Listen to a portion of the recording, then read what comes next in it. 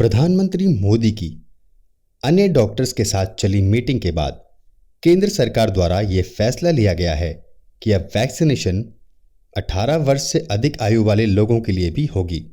खबर के आते ही बड़ा सवाल आया कि आप कैसे खुद के लिए वैक्सीनेशन के लिए रजिस्टर कर सकते हैं। तो इसके लिए वेबसाइट है www.cowin.gov.in। इस वेबसाइट पर जाकर आप 28 अप्रैल से खुद को वैक्सीन के लिए रजिस्टर कर सकते हैं, जिसके बाद आपको फाइंड योर नियरेस्ट सेंटर के ऑप्शन को सिलेक्ट करना है और खुद को लॉगिन या रजिस्टर करना है।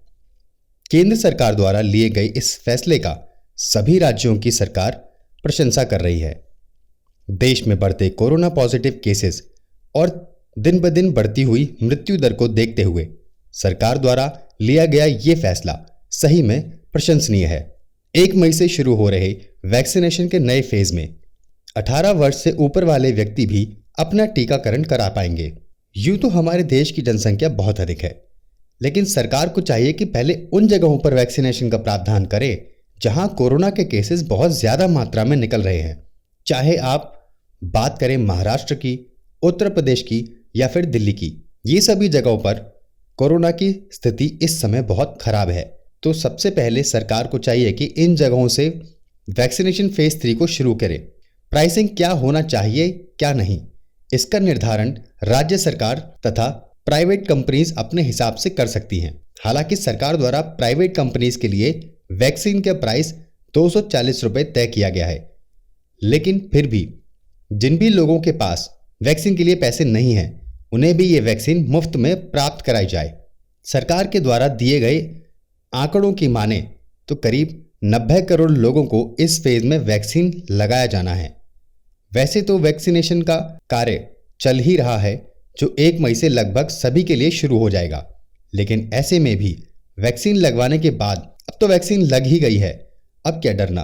देखिए, चांसेस हैं कि वैक्सीन लगने के बाद भी आपको कोरोना के सिम्टम्स दिख सकते हैं। आपको उन सिम्टम्स की वजह से हॉस्पिटल में एडमिट होना पड़े, ऐसी नौबत आपको देखने को नहीं मिलेगी।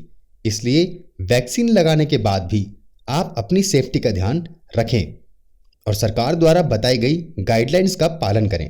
केंद्र सरकार ने वैक्सीनेशन फेज 3 के लिए वैक्सीन बनाने वाली कंपनी को वैक्सीन को और ज्यादा मात्रा में बनाने के लिए सीरम इंस्टीट्यूट ऑफ इंडिया को 3000 करोड़ जबकि भारत बायोटेक को 1500 करोड़ का कॉन्ट्रैक्ट दिया है। साथ ही संभावना है कि सरकार और भी फार्मास्यूटिकल्स कंपनीज को यह कॉन्ट्रैक्ट दे सकती है जो वैक्सीन को बनाने में सक्षम है।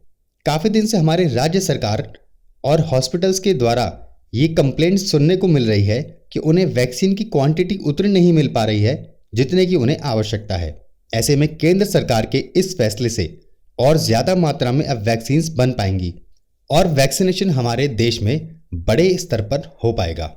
नॉलेज साथी का कहना आपसे बस इतना है कि वैक्सीन लगाने के बाद भी मास्क को पहने और सोशल डिस्टेंसिंग का पालन करें, क्योंकि डॉक्टर्स का कहना है कि वैक्सीन को प्रभावी रूप से शरीर में काम करने में 12 से 14 दिन का समय लगता है और वैक्सीन का दूसरा डोज लगने में 28 दिन का।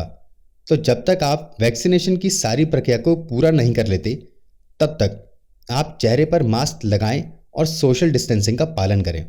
कोरोना के इस वक्त में एक दूसरे का साथ दें, सोशल डिस्टेंसिंग का पालन करें और खुद को सुरक्षित रखें। धन्यवाद।